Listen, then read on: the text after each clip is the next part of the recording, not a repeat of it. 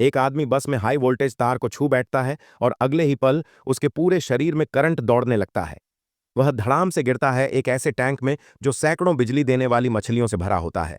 हर मछली उसका मांस नोचते हुए उसमें करंट उतारती है और जैसे ही आखिरी मछली टकराती है, टैंक में जोरदार धमाका हो जाता है। वह आदमी बाहर से जल चुका है और अंदर से उबल रहा है। उसके चेहरे पर डर और पसीना है। एक सवाल उठता है, यह मेरे साथ क्या हो गया? अभी वह कुछ समझ ही नहीं पाता कि उसके ऊपर एक भारी मशीन गिरने लगती है, लेकिन अगले ही पल उसके हाथों से बिजली की लहरें निकलती हैं। मशीन वहीं रुक जाती है, जैसे वो उसके इशारों की गुलाम हो। आदमी खुद चौंक जाता है, लेकिन डर अब भी हावी है।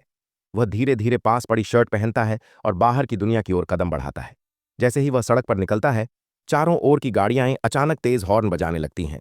वह उन्हें शांत करने की कोशिश करता है, लेकिन उसके पास आते ही सारी गाड़ियों की बैटरी फेल हो जाती है। अब उसके चेहरे पर एक अजीब सी संतुष्टि है, लेकिन गाड़ियां उसकी प्यास नहीं बुझा पाती। वह अब शहर के बिजली केंद्र की ओर बढ़ता है। उलझे हुए तारों के बीच से वह ढूंढ निकालता है मैन पावर लाइन और बिना झिझक उसे पकड़ लेता है।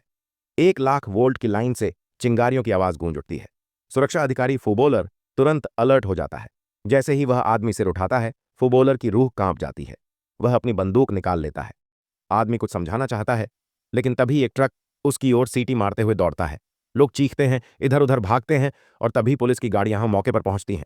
चारों तरफ से उसे घेर लिया जाता है। वह घबरा जाता है। कुछ कहने ही वाला होता है कि तभी एक बड़ी स्क्रीन पर उसका चेहरा दिखाई देता है। वह रुक जाता है, क्योंकि जिंदगी में पहली बार सबकी नजरें उस पर हैं। वह उस पल में डूबा ही होता है कि फुटबॉलर उसके सामने स्मोक बम फेंक देता है। अब उसे समझ आ चुका है, कोई उसकी बात नहीं सुनेगा। उसके सब्र की सीमा टूट चुकी है। वह जोर से चीखता है और सारी पुलिस की गाड़ियां हवा में उड़ जाती हैं। लेकिन तभी स्पाइडरमैन आता है पुलिस वालों को बचाने के लिए।